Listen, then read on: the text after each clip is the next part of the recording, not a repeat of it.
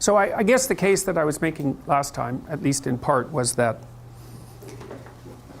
one way of conceptualizing the fundamental problem that human beings face is to conceptualize it as an ongoing struggle with complexity. And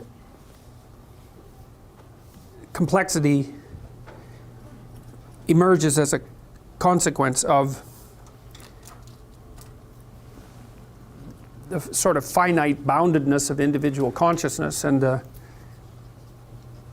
incredible excess of the unbounded everywhere else, even including underneath that consciousness, because of course your individual consciousness depends on the function, or is related to the function, of things that are so complex you can't even understand it. So there you are, surrounded by some things that you understand in an ocean of things that you don't understand at all, and including things about yourself. And it's not obvious at all how people solve that problem, because in some sense it's not solvable. The fact that you don't have the cognitive resources or the conceptual resources to understand everything that you need to understand in order to properly orient yourself in the world. Now, obviously, partly the way we deal with that is that we cooperate with other people, and so that radically multiplies our resources, incredibly multiplies our resources. So, and it's something to consider always when, so much of the political dialogue that surrounds us now consists of a critique of cooperative societies and an analysis of their oppressive nature. And of course that's true, because any cooperative system that specifies a certain endpoint and produces a value hierarchy of some sort also simultaneously forces things into that value system and then rank orders people according to the value structure. And so there's an oppressive element to it. But compared to being naked in chaos, generally it's better. Now, it doesn't always have to be, because it can get murderous, but generally speaking, well, look, we're social animals, it doesn't matter. Our evolutionary pathway has already taken us here, and so we're individuals, but we're unbelievably social, and so that's that. So as far as I can tell, we'd have to be completely different creatures not to take advantage of and fall prey to the problems with social being. All right, so I think the way that the problem of complexity has been solved, and this is the best argument I know of for the truth of the Darwinian notion of evolution. Now, I don't think that our models of evolution are complete by any stretch of the imagination. I know they're not, partly because of recent work done on epigenetics, which suggests that you can inherit acquired traits. Right? And when I went to university, when I started going to university in the 1980s, that was heresy, really. Like, no, you cannot inherit acquired traits, but actually you can inherit acquired traits. That's the field of epigenetics studies that. And that's a radical shift in perspective, because we also don't know exactly what that means across any length of time. And when you're thinking about evolutionary lengths of time, you're thinking about 3.5 billion years, because that's the span of time over which life evolved. And so even things that don't have a overwhelmingly marked potency for one generation can be unbelievably powerful across time. And then there's also the issue of sexual selection, because you'll hear Darwinists continually describe the world and the evolutionary world as a place of randomness. And that's not true. And I don't know why they make that statement. The mutations are random or quasi-random, because we don't understand mutations that well yet either. And most mutations are deadly, right? Most mutations are deadly. There's a set of them that are harmful but not deadly. And then there's a tiny, tiny proportion that could, in principle, produce some benefit to the next generation, assuming environmental shift, say, in the direction of the mutation.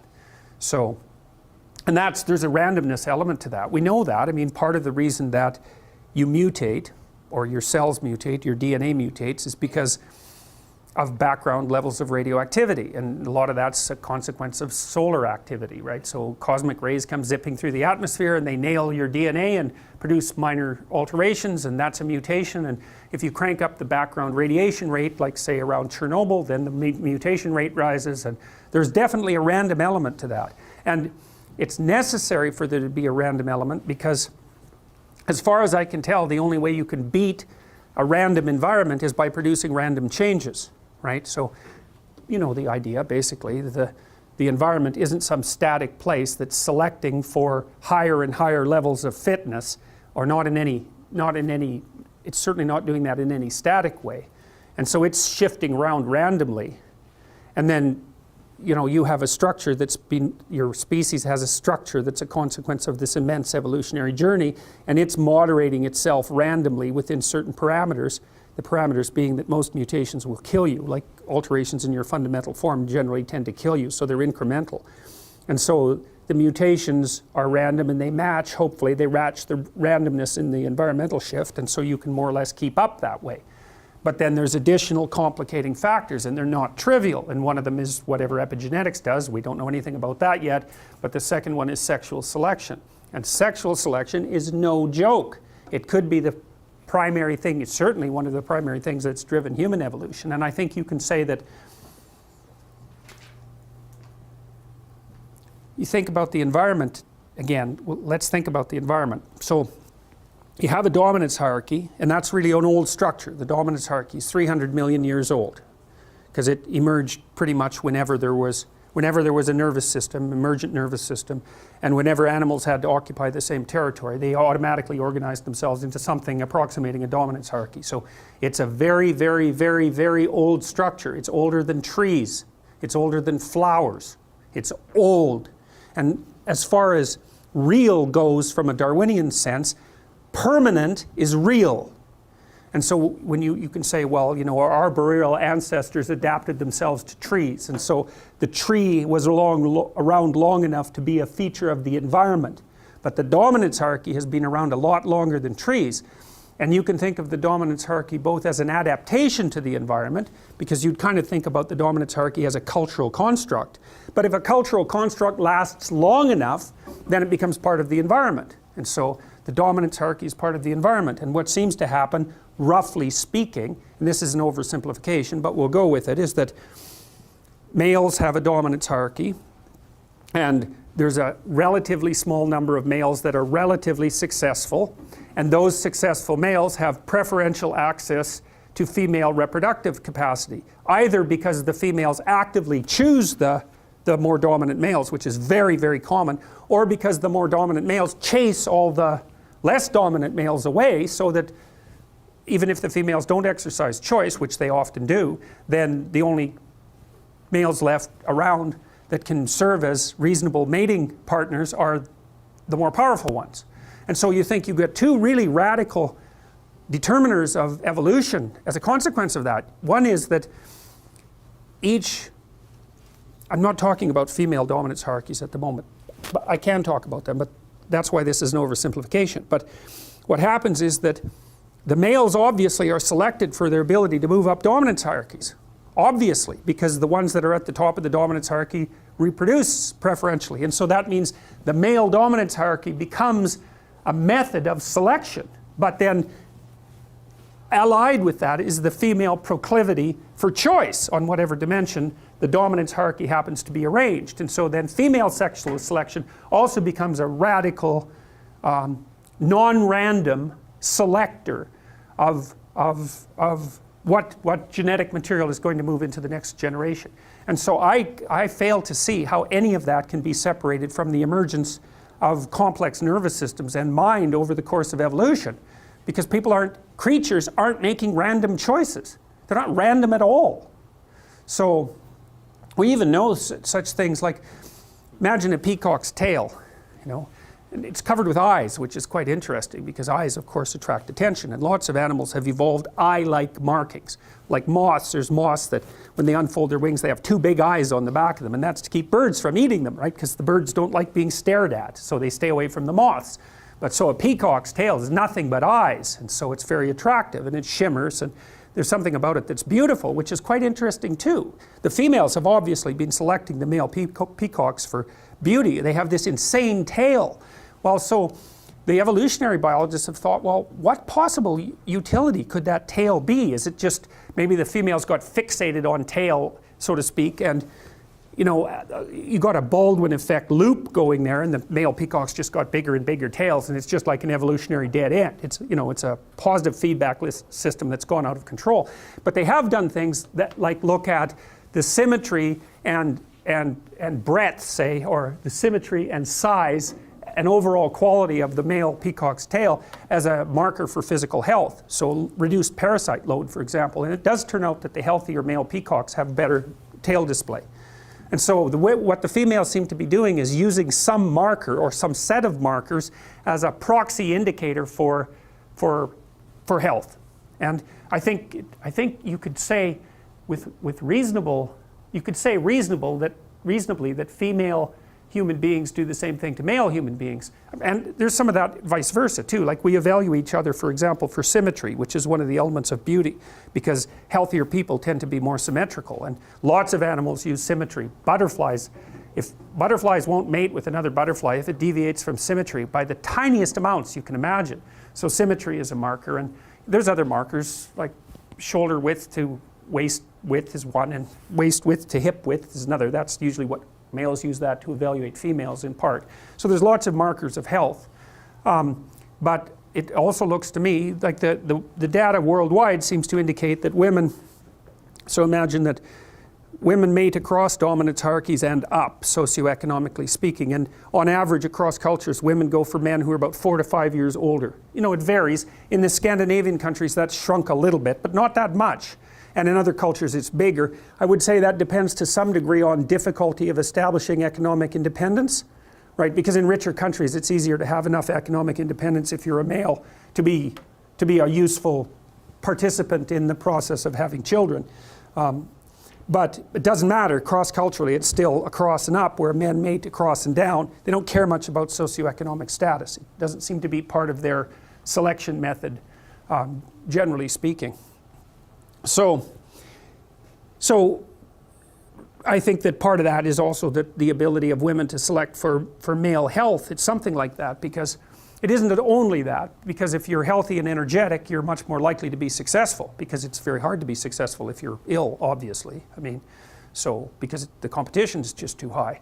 And both genders, both sexes select each other for attractiveness, both select for intelligence, both select for personality, although there are differences there in terms of what's stressed. But so I think you can derive a couple of things out of this, and this is where I think people are different than other animals. Importantly different is that, so you imagine that there's tremendous selection pressure towards the production, let's say, of men who are good at climbing male dominance hierarchies, or climbing the male dominance hierarchy. But the thing that's so interesting about people is that we've multiplied our dominance hierarchies. You know, if you take an animal that's got a rather static behavioral pattern, then there's a single hierarchy. Elephant seals are a good example of that. So elephant seals, the males are absolutely massive. They're way, way bigger than the females. And they basically have harems, roughly speaking. And they use physical prowess as their marker of status, essentially. And obviously size is a huge part of that, because otherwise the male elephant seals wouldn't be as, they're massive, these things. They're absolutely enormous. And so it's just power / health, you know, maybe aggression, something like that. It's whatever makes them more suitable for the kind of physical combat that elephant seals engage in.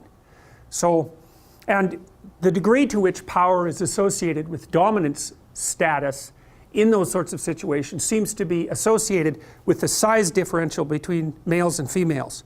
So the more power is an issue with regards to male competence, the larger the males are compared to the females, and the more likely the males are going to have a harem relationship with the females. And you see that a little bit in human beings, because men are bigger than women. They're not overwhelmingly bigger, that's sexual dimorphism. And you know, there's some men that are smaller than some women, but on average men are taller and they have more upper body strength and so forth. So there is a power element to male competition, but it's not as extended as it would be among animals, say like elephant seals.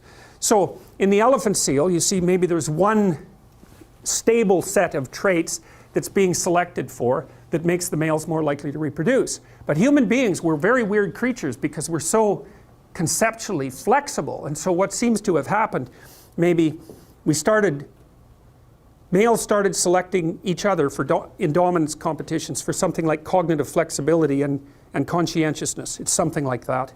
So that would be the ability to abstractly represent the world, and then the ability to operate effectively within it, to represent yourself socially in a way, and then to carry through with that, because that enables people to trust you. So it's something like that. And so that produced cortical expansion, and then women were selecting men who were good at that, and that produced cortical expansion. And then there's an arms race between women and men with regards to intelligence. So the women kept up, or they certainly kept up with intelligence as the evolutionary cycle continued.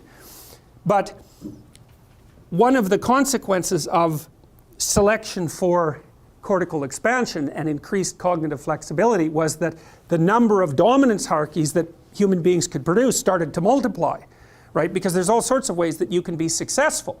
You think about how many ways you can be successful in a modern culture, and you can be successful in dimensions that aren't really even associated with each other.